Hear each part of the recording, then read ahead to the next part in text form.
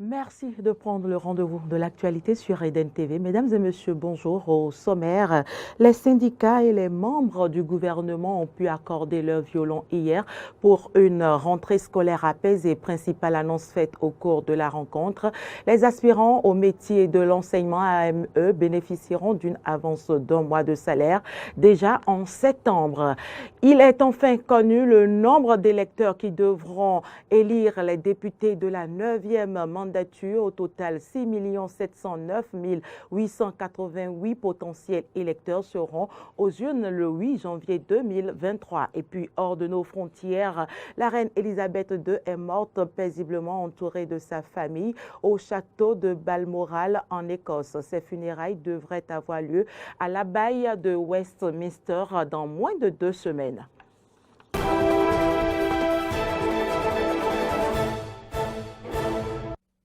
Bienvenue à toutes et à tous. La session extraordinaire de la Commission nationale de concertation, de consultation et de négociation collective s'est tenue hier à l'Infosec de Cotonou en présence de plusieurs ministres du gouvernement. Il s'agit du ministre d'État en charge du développement et de la coordination de l'action gouvernementale, du ministre des enseignements maternels et primaires, du ministre des enseignements secondaires techniques et de la formation professionnelle et celle de l'enseignement supérieur et de la recherche scientifique. La rentrée scolaire et universitaire 2022-2023 qui démarre le 19 septembre a été le seul point sur lequel se sont appesantis membres du gouvernement et secrétaires généraux des confédérations et centrales syndicales des travailleurs. Ces derniers se sont mis d'accord pour une rentrée apaisée. À occasion pour le gouvernement d'annoncer que les aspirants au métier de l'enseignement bénéficieront d'une avance de salaire d'un mois déjà en septembre, en attendant que d'autres décisions soient prises d'ici quelques semaines pour mieux faciliter la reprise des classes. Lancement du partenariat entre le ministère du numérique et de la digitalisation et Smart Africa sur le développement des compétences numériques au Bénin. Un partenariat qui, grâce à la mise en place de la Smart Africa Digital Academy, va permettre de combler les jeunes et même les adultes le gap des compétences pertinentes sur le marché de l'emploi et du développement. C'était à Cotonou devant un parterre de chefs d'entreprise et des responsables impliqués dans le secteur du numérique au Bénin. Signature et échange de documents, ce sont là des gestes qui lancent officiellement ce partenariat entre le ministère du numérique et de la digitalisation et Smart Africa sur le développement des compétences numériques au Bénin.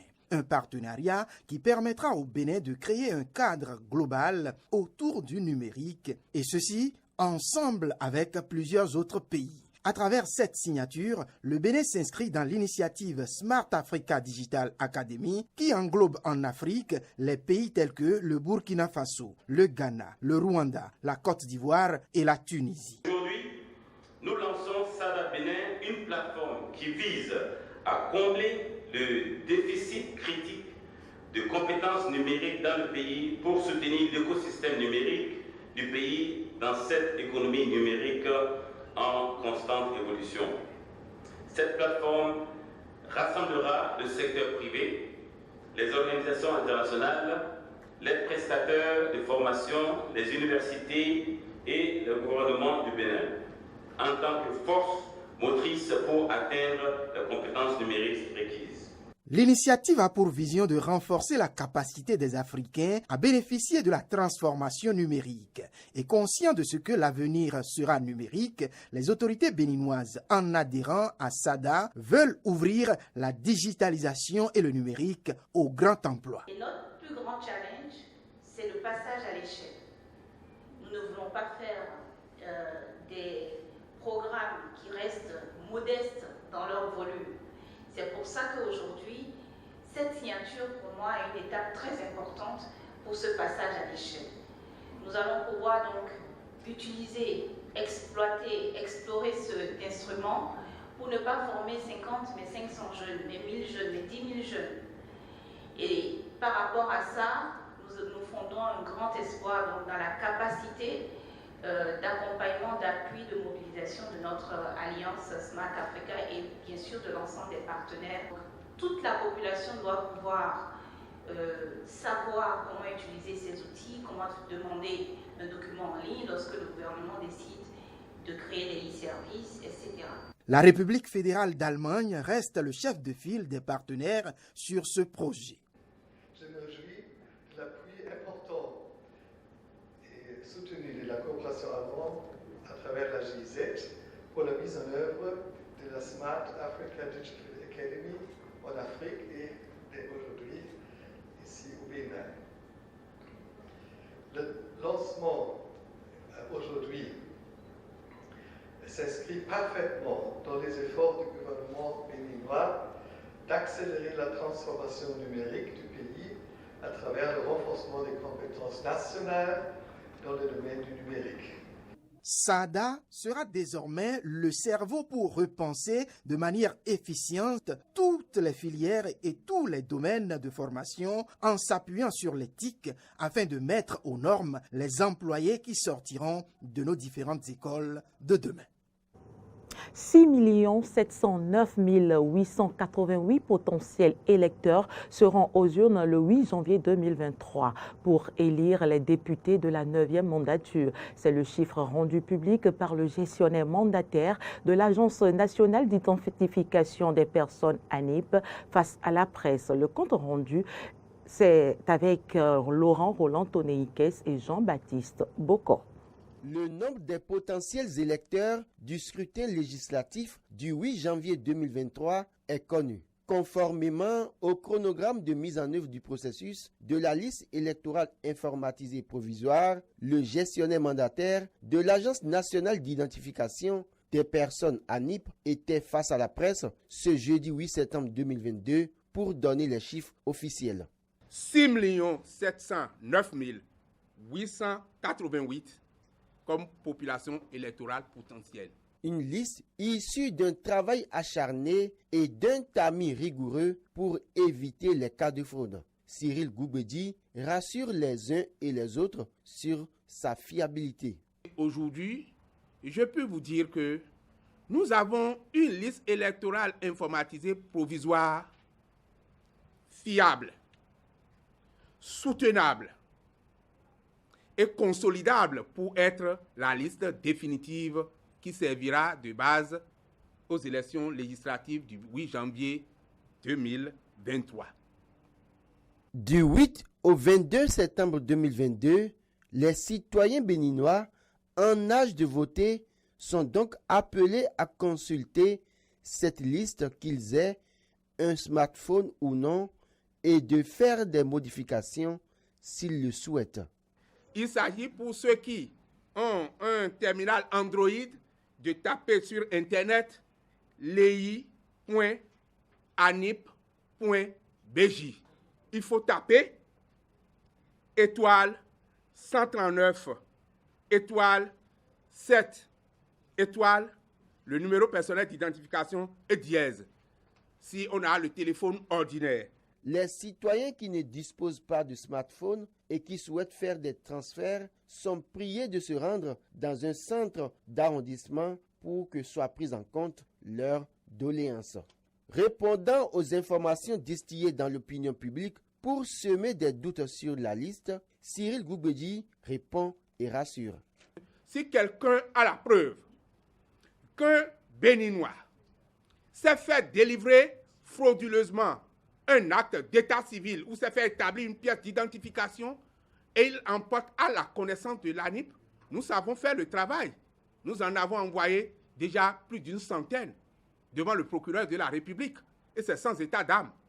Quand il s'agit de cas de fraude manifeste établi, mais si d'aventure on a la preuve qu'un agent de l'ANIP s'investit dans un réseau mafieux de trafic d'êtres humains par la délivrance de faux documents, si cela est porté à ma connaissance, ce n'est pas que l'agent sera sorti des effectifs, ce n'est pas seulement que l'agent sera sorti des effectifs. Je sais faire mon travail, je le poursuis devant les tribunaux. Et je l'ai déjà fait une fois dans un cas où on a eu de soupçons sur un agent et qui a pris la fuite. Sur les 6 709 888 potentiels électeurs, la commune d'Abomey-Calavi vient en tête avec 556 860 potentiels électeurs. Après cette phase de publication qui dure 15 jours, la liste sera actualisée et remise au Conseil électoral en novembre 2022. Les travaux de la 3e session de la Grande Commission mixte de coopération bénino-congolaise se sont achevés hier. La rencontre a permis de définir de nouvelles orientations pour redynamiser les relations entre les deux pays.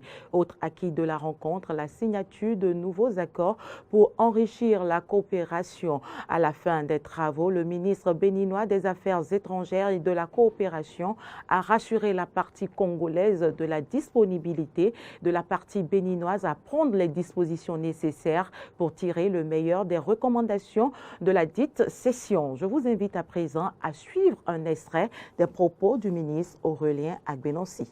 Au cours des travaux de cette session, nos deux délégations se sont attelées à consolider les acquis de la coopération entre le Bénin et le Congo, ainsi qu'à définir les nouvelles orientations dont la concrétisation contribuerait fortement à la redynamisation de la coopération, ainsi que le souhaitent nos deux leaders, nos deux chefs d'État, leurs excellences Denis Sassou Nguesso et Patrice Talon.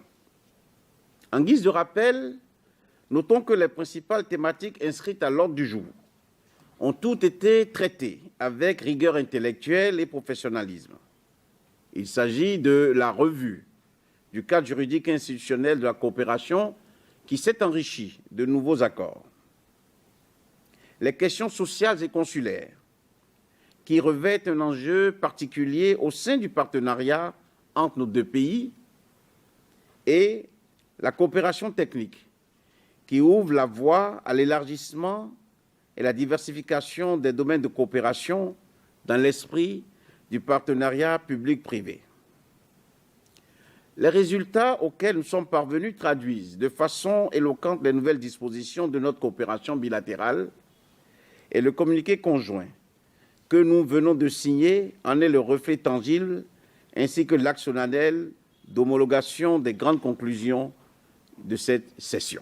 Je me félicite également que cette 3e session ait permis aux représentants des différents ministères sectoriels des deux pays de se concerter, de discuter des meilleures voies, d'établir un partenariat fiable et viable entre nos deux pays. C'est l'occasion pour moi de vous assurer de la disponibilité du gouvernement du président Patrice Talon à prendre toutes les dispositions utiles pour tirer le meilleur des recommandations formulées par cette session. De celle-ci, je retiens particulièrement la signature des accords relatifs à la coopération militaire, à la coopération dans le domaine maritime. L'engagement réciproque à poursuivre la lutte contre le phénomène de la traite des enfants, notamment à travers le renforcement de la coopération entre les services sociaux et de sécurité du Bénin et du Congo. La continuité des efforts du Congo en faveur de la protection des intérêts des ressortissants béninois investis dans les activités de pêche et de transport routier.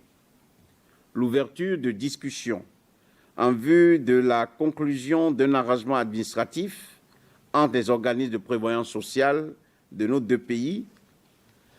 Enfin, l'élargissement du champ d'action de la coopération que...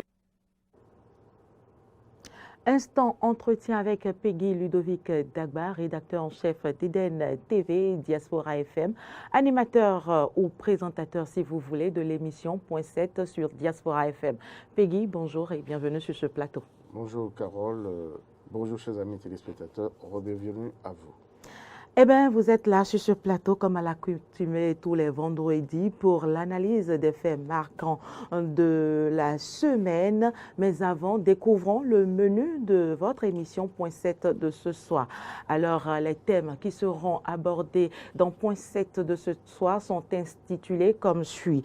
Contrôle de naissance au Bénin, quelle faisabilité? Fusion CNHUA et HIA. une réforme salutaire. Rompé appelant à un rassemblement, quel bénéfice pour l'opposition? Alors, Peggy, Ludovic Dagba, les téléspectateurs sont invités à prendre le rendez-vous. C'est ce soir à 18h30, à 18h sur Diaspora FM. 18h00 sur Diaspora FM Voilà. Et dimanche à partir de 17h sur les mêmes antennes. Alors, Peggy Ludovic Dagba, le chef de l'opposition, appelle à l'union dans le cadre des prochaines législatives au Bénin. Qu'est-ce que cela vous inspire? Carole Olaye, il faut dire que c'était le week-end dernier où ce parti, les Forces Coriques pour un Bénin émergent, eh bien, était donc en congrès ordinaire, deuxième de cette année 2022, et prenant la parole, le président, on va dire le secrétaire national de ce parti des Forces Coriques pour un Bénin émergent, a lancé en fait cet appel à la classe politique nationale, surtout à l'endroit des membres de l'opposition, puisque c'est d'eux qu'il s'agit. Vous n'êtes pas sans savoir que Paul Rompé est le chef de file de l'opposition. À ce titre, il a l'obligation de pouvoir vraiment rassembler, essayer de mettre tout ce beau monde ensemble afin d'avoir une très bonne conduite et pourquoi pas afin de ratisser large pour les législatives de 2023 qui pointent à l'horizon. Nous sommes maintenant à moins de 4 mois. Il ne faut pas oublier non plus que dès que le titre lui a été conféré, on l'a vu prendre son bâton de pèlerin pour faire le tour d'un certain nombre de chefs de partis d'opposition. Il était allé rencontrer Expérience Tébé, qui est le président du MPL, le président du RLC, je veux nommer bien sûr Irené Agossa, était avec lui et d'autres. Il a même rencontré le chef du tout nouveau parti, LNA, je veux parler de Théophile Yarou. Alors, quelle impression ou quelle analyse faire de cette annonce du secrétaire national des FCBE? Je pense qu'il est quand même assez cohérent vis-à-vis de lui-même et vis-à-vis de ses objectifs. Étant chef de file de l'opposition, il ne peut que travailler pour l'émergence, en fait, des Forces Coriques pour un Bénin émergent. N'oubliez pas que les législatives sont en point de mire et pour cela, il faut rassembler ses forces afin de pouvoir faire mouche. Tout le monde a déploré la législature finissante et qui devra être renouvelée dès le 8 janvier prochain, et parce qu'on n'a pas eu en fait de l'opposition à l'Assemblée nationale. Aujourd'hui, touchons du bois, les choses sont en train de changer, les paradigmes sont en train d'évoluer selon ce que nous apprenons quand même des officiels. Nous avons la Sénat qui est en place, la liste électorale permanente infopatisée provisoire vient d'être rendu disponible sur le net pour que les gens puissent aller vérifier leur présence ou non sur cette liste. Donc, tout cela étant mis en place, ça veut dire que les législatives sont en train de prendre corps. Tout à fait. Et là, il faut faire véritablement l'inventaire de ces forces et savoir comment se mettre ensemble pour y aller et afin quand même de faire mouche, comme je l'ai dit, afin de lever des sièges pour l'Assemblée nationale. Et donc, Paul Rompé est en train de faire ce qu'il faut, selon lui, et également selon sa feuille de route. Mais grande question, Carole Olaye, est-ce que les autres forces de l'opposition, dont principalement les démocrates, à qui l'opinion publique accorde la légitimité, n'ayons pas peur d'un mot, de l'opposition aujourd'hui. C'est le parti le plus représentatif, si on peut le dire ainsi, de l'opposition aujourd'hui. Est-ce que Éric Moulété est en train de parler le même langage que ce dernier? Est-ce qu'ils ont entamé véritablement les négociations? Parce que vous savez, ici au Bénin, pour que les gens se mettent ensemble, c'est la croix et la bannière. Donc, au cours même de ce congrès, il a jeté des pavés, surtout dans la mare des démocrates. Pourtant, il les appelle au rassemblement. J'espère simplement que, tel que nous le voyons dans la mouvance présidentielle, où les forces sont en train de s'organiser, les unes avalant les autres, est-ce que FCBE pourra avaler les démocrates, ils ont déjà avalé, on va dire, RLC, restaurer la confiance de Irené Agossa, qui déjà était demandeur. Donc les deux ont réussi à s'entendre. Bravo. Maintenant, il s'agit que ce duo-là puisse quand même convaincre les autres à les ramener à eux pour que ça soit un plus grand ensemble. Un bloc. Maintenant, comme je l'ai dit, est-ce que ce vœu-là pourra se réaliser? Est-ce qu'il a vraiment les coups des franges? Quelqu'un disait quand même qu'il n'avait pas assez l'étoffe qu'il faut pour véritablement représenter et donner une certaine force à cette opposition-là. Mais étant détenteur du titre, il est obligé de savoir fructifier, de savoir mettre, comment dirais-je, ce titre-là, de se donner les moyens, voilà, de faire entendre raison en griffe à ces forces de l'opposition.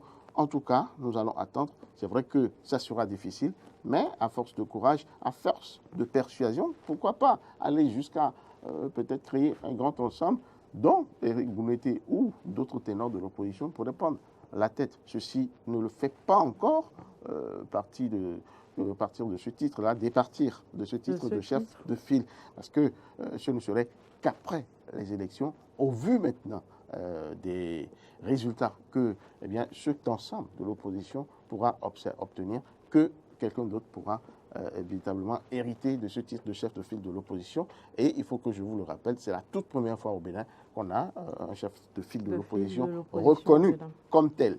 Et évidemment, disposant donc des prérogatives. Les prérogatives, voilà, et puis les retombées, je voulais dire. D'accord. Et puis, Peggy Ludovic Dagba, la reine Elisabeth II s'en est allée hier à l'âge de 96 ans. 96 ans, vous l'avez dit, dont 70 à la tête de cette puissance Royaume-Uni. Il faut le faire, cette reine Elisabeth à qui nous tirons chapeau à la manière de tous ceux qui, ma foi, reconnaissent en elle une certaine détentrice, on va dire, de pouvoir. Et à partir de cet instant, je crois que c'est comment dirais-je, un grand nom qui s'en est allé. Ne dirige pas une nation pendant 70 ans qui veut. Et franchement, il faut lui tirer un coup de chapeau. C'est vrai que, bon, on ne lui connaît pas, on va dire, de trop grandes liaisons avec l'Afrique, sauf qu'il était quand même en séjour en Afrique quand il a été élu, comment dirais-je, reine de l'Angleterre. Elle était avec son mari en séjour et c'est au cours de ce séjour-là qu'on lui a annoncé que son papa décédait. Voilà, donc on peut dire qu'elle a été sacrée reine en étant en Afrique, au Kenya plus précisément. Le président de ce pays lui a d'ailleurs rendu un hommage mérité. Merci à vous, Peggy Ludovic Dagba, pour toutes ces précisions. En actualité, en dehors du Bénin, nous parlerons de cette même information. La reine Elisabeth II est morte paisiblement entourée de sa famille au château de Balmoral en Écosse. Après le retour de son cercueil à Londres, la reine sera exposée dans le Westminster Hall pendant environ 4 jours avant ses funérailles, permettant au public de passer en file indienne. Elle sera amenée de Buckingham, j'y arrive, Palace à Westminster Hall dans une lente procession accompagnée d'un défilé militaire et des membres de la famille royale. Les funérailles nationales de la reine Elisabeth II devraient avoir lieu à l'abbaye de Westminster dans moins de 2 semaines. Le jour exact sera confirmé par Buckingham Palace. Et puis, ce sera tout pour cette édition. Merci de nous avoir suivis. Vous pouvez désormais nous suivre via l'application Eden TV, Diaspora FM et l'information se poursuit également sur nos différentes plateformes YouTube, Facebook, Twitter et sur notre site internet www.benin-eden.tv. Merci pour l'attention.